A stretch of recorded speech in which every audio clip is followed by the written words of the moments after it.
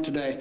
One of the most important things that we can do as stewards of the responsibility for the people is to make government work better, and to make this institution work better, and to make the state operate better. To that end, I want to address one crucial element of that, and that is the chief executive and his perspective on the problems that we face. Specifically, I want to urge adoption of a constitutional amendment that would allow the governor to succeed himself in office. Right now, of the 50 states, there is precisely one that limits a governor to one 4-year term in office. Now, this may have been a very good idea in the 18th century when a number of states and colonies had a limitation on the executive of this nature. But it is wholly inadequate to the needs of 21st century Virginia. It's an anachronism. It is something that prevents us from doing the kind of long-range planning in multiple areas that we need to do. And there's no better example of this than in transportation. Now, all of you know the crisis that we face in transportation from Northern Virginia, where the congestion that we have threatens our quality of life, to the Hampton Roads area, where you have to go over or underwater in order to get from one place to another, and the lack of an adequate transportation system threatens the progress that we can make, especially with development of the Port of Virginia as an economic engine of the Commonwealth. Down to South Side and Southwest Virginia, where an improved transportation system is absolutely crucial for economic development purposes.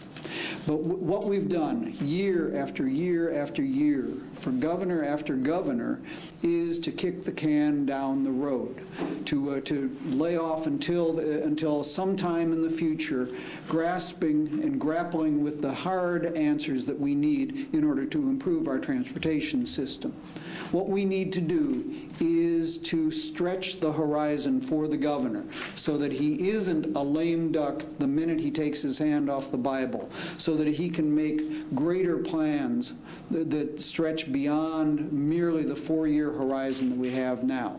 I think this is a crucial element in dealing with the problems that we have in the 21st century here in the Commonwealth. And so I hope that we'll be able to build support for this very, very sensible and long overdue proposal. Thank you. To have more seats on the state Board of Education or the Commonwealth Transportation Board or something like that.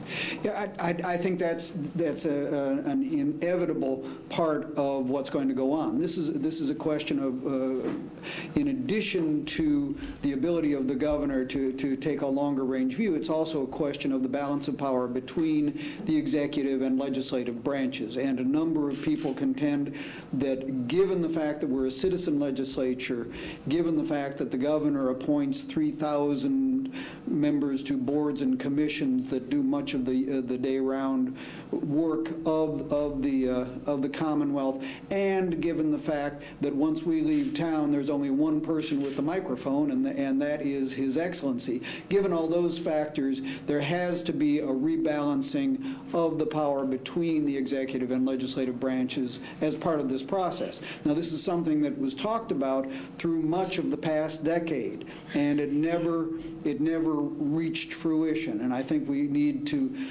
revive those talks, look at the issue again, and get moving toward bringing our chief executive into the 21st century and letting him or her succeed himself or herself.